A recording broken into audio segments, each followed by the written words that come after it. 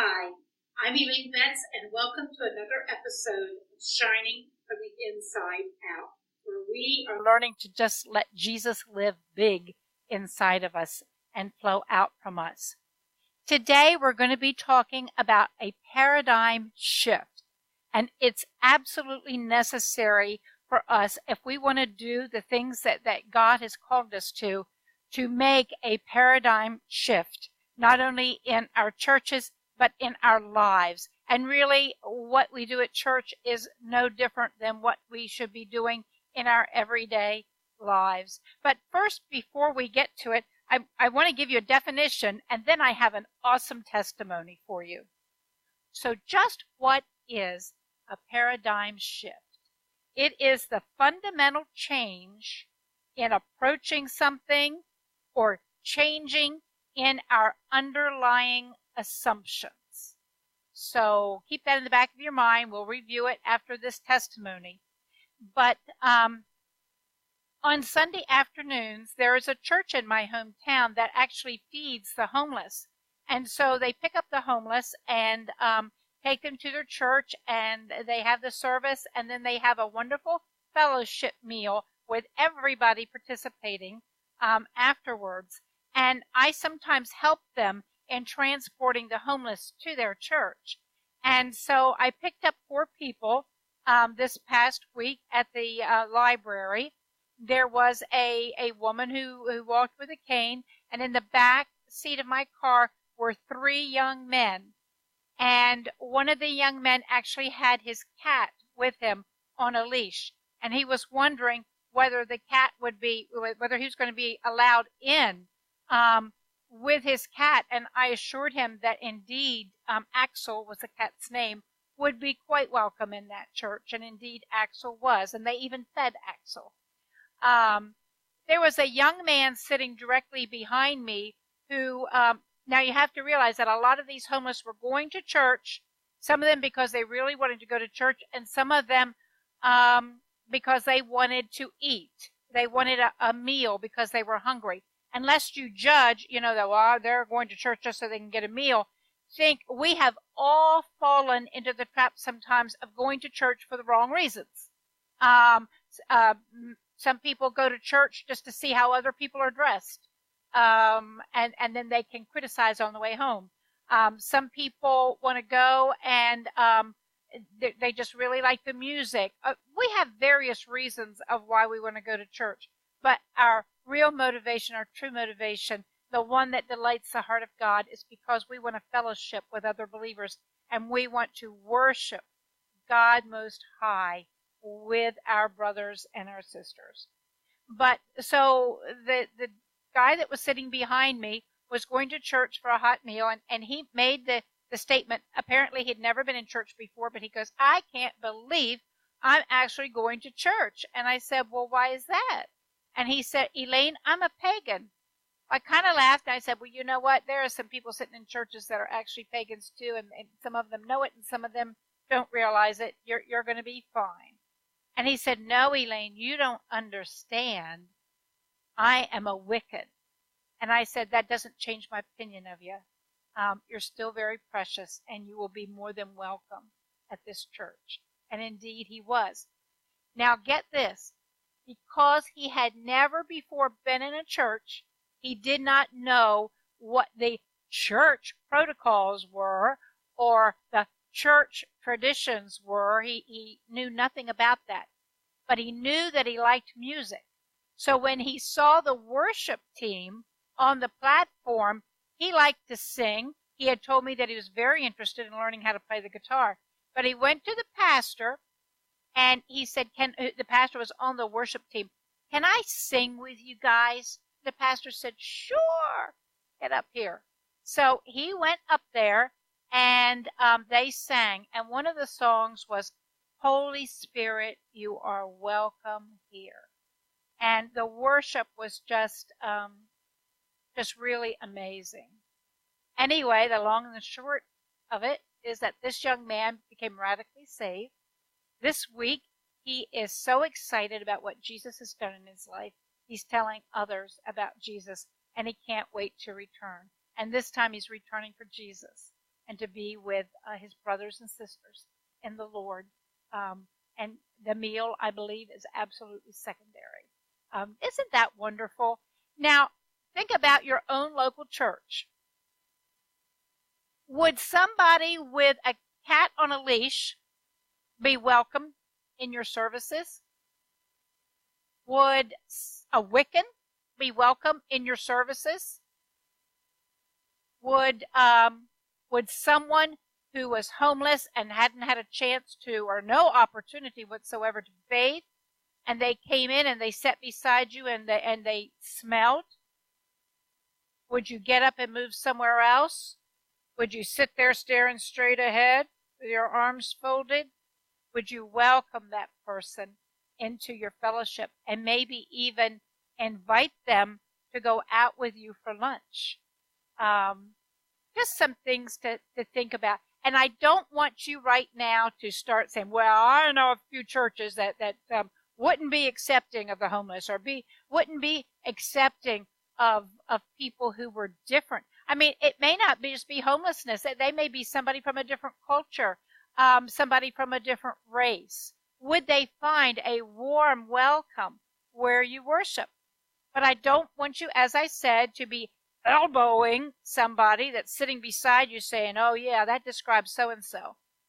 I actually want you to concentrate on yourself. Would you welcome? Would you personally welcome such different people, but precious people nonetheless, into your fellowship? Would you make them feel at home? Would you make them feel a part of your family?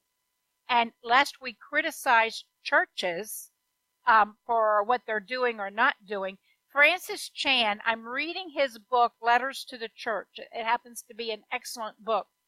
But in it, he talks about, think back to, imagine yourself at the dedication of Solomon's temple, where they were praying and the glory of the Lord just came down into that temple, because the temple was where God lived in those days. Would you take a sledgehammer and bash that temple and start tearing that temple down? Of course not, because the glory of the Lord is there in that temple. Likewise, today we're in a new dispensation. Jesus has died, has been resurrected. We have been, when we become believers, he takes up residence within us. The Bible says our body is a temple of the Lord. So when we are temples, which we are, do we do the same thing? Do we pick up a sledgehammer and try to break up another person where Jesus is living inside? No, we cannot do that. So I don't want you to listen about this paradigm change and become very critical. I just want you to be concentrate on yourself and your own relationship with Jesus for that. So we said that a paradigm shift was a fundamental change or approach or change in our underlying assumptions about something. Now, one of the things that I have been talking about in past weeks is Jesus Christ is the same yesterday, today, and forever. Jesus, his character, his nature doesn't change. But there is coming movement with this great harvest, and because we're in the end times, we're going to have to get rid of anything that is not of God within ourselves, and even the way that we do church. And today, the church is very much a social institution in many cases. It's a religious institution where you attend one day and then, you know what, you can live like the world the other 6 days. It's not. We take Jesus everywhere we go, and in every aspect of our lives. But Jesus is going to be doing some things. We're going to be doing some things that just kind of upset the apple cart, and that's okay, as long as it's scriptural. And just an example, back in the late 60s, the early 70s, there was a Jesus movement, and young people turned to Jesus in large numbers, but in many respects, they were not welcome in the traditional church because, God forbid, they came in with their bell-bottom jeans and their tie-dyed shirts. And you just didn't dress like that. Those days you wore suits and ties to church, and we just can't have this. Well, really, did it really have anything to do with anyone's salvation? No, not at all. In fact, I know of a story I had read where a young hippie walked into a church one day. There were plenty of pews available, but he walked right up in front of the altar, and he proceeded to sit down on the floor. And people were horrified that he's sitting in front of the altar and there's all these chairs. And then they saw the deacon coming down. He was an elderly man. He had a cane, and they thought, well, Deacon John will certainly set that young fella, that long-haired fella, straight. And so it was just a slow motion thing where Deacon John went down the aisle. When he got to the end, he dropped his cane, and he got in the floor, and he crossed his legs, and he turned to the hippie, and he smiled, shook out his hand, and they shook hands. He said, welcome to our church. The pastor got up, looked over the congregation, and said, I believe we've already had our sermon for the day. We've had our church. And with that, church ended. But things are going to be happening. There's a great harvest coming in, and they're not going to look like you and I much of the time. But there were people in the Bible who underwent a paradigm shift in their thinking. One of them was the Apostle Paul. He was a persecutor of Christians. He killed them.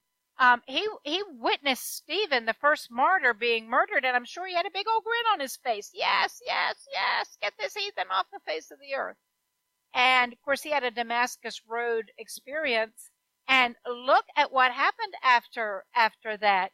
He wrote half the New Testament and was an on-fire, bold, zealous man for Jesus Christ, the Messiah that he denied at one time and sought to murder people. A Nebuchadnezzar in the Old Testament was one. And when he came out of his mental disease, where he was acting like an animal in the fields and eating like an animal and was out of his mind, when he came to his senses, he realized all pride was off of him then. And he realized that God was God. And I just waved to a little girl going by. So we change, and we who've been alive for a while have changed our paradigms, just even about natural living. Way, way back years ago, in the days of Christopher Columbus, people thought that the earth was flat. And oh my, you don't go sailing off because you're going to just fall off the face of the earth. And of course, they proved that wrong. They proved that the earth was round. In fact, if they had access to Bibles back then, they would have read the verse that said that God was above the circle of the earth. So they would have known that it wasn't flat. But it changed the way the world operated because of that paradigm shift. Now they could travel the world over. It opened up great new vistas for them to know that the earth was round and not flat, and they were not going to fall off anywhere. And then when I was a teenager, Neil Armstrong landed on the moon and took his walk on the moon. And, oh, wow, that was just so memorable. I can remember watching the TV. I worked in a little restaurant with a Greek owner, and he told me, he said his family lived upstairs. He said, Elaine, get upstairs. You've got to see this. And so he said, I will take care of your customers here. I was a waitress, and I went up there and got to watch it with his family, who spoke nothing but Greek. And so they're chitter-chattering in Greek, and I'm just going, oh, my goodness, this is just amazing. But, you know, that changed the paradigm here in the world also, because no longer were we just confined to the earth. There's a whole universe out there, and things are constantly changing. I'm a nurse, And things have changed dramatically in the way we practice nursing since when I started back in 1971. But certain aspects of nursing remain the same. So Jesus remains the same yesterday, today, and forever, his nature, but we're going to be out there. We're going to be doing things. We have to take God out of the box and allow him to flow through us to perhaps do things that we have never done before. And if you, like me, want to see and want to live daily in those signs, wonders, and miracles, last week we talked about the importance of being in his presence and staying in his presence.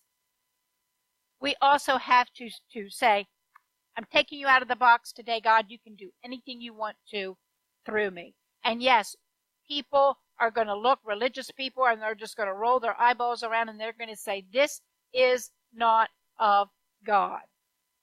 But as long as you know that it's scriptural, you go to your word, you be in your word, that those ideas are scriptural, then you just go with what God is going to do for you. I tell people like that, I'll say, you show me somewhere in the word where it mentions Sunday school. Not in my Bible, but the principle is there that we need to learn. We need to learn from God and grow and mature. So just be about the Father's business. There is this big paradigm shift, and I don't want you left behind in it. If you are hungry and thirsty for God like I am, then you just say, Lord, whatever it looks like. I mean, I tell God, I can't wrap my head around what you're doing. But you know what? That's okay, because you're God and I'm not. And so just really think about the way that you personally have done church. And when I talk about church, I'm not talking about where you go on Sunday morning. We are the bride of Christ. We are the church. So have a chit chat with God this week about what do you want to do in my life? Where have I had false beliefs about you or the things that you are doing? And get before him. He will speak to you. And then I want you to catch the excitement of what he's doing now, and that we all can be, you and I can be a part of this. It's just so thrilling, so very thrilling. And I'm sure that as you walk in this, that you are going to have awesome, awesome testimonies. And you know what? I do believe, and I'm going to repeat this again, we need to be sharing our testimonies, what God is doing through us and through other people with one another, because it just really increases our faith and increases our great expectation. And it's such an encouragement. We all need encouragement. So as I end today, I'm going to blow the shofar.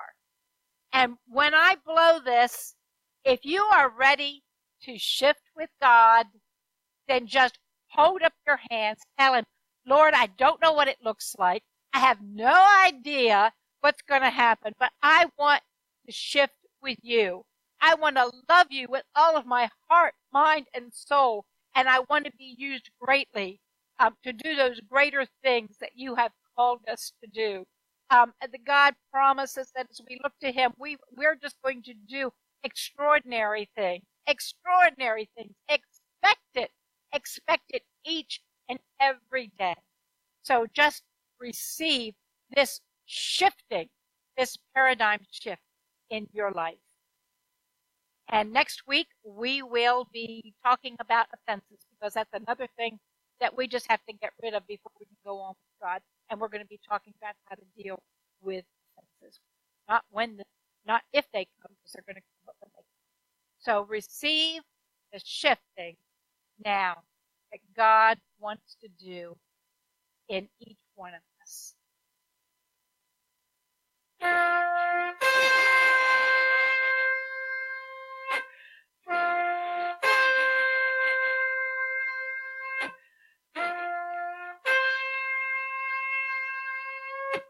Hallelujah! I'll see you next week.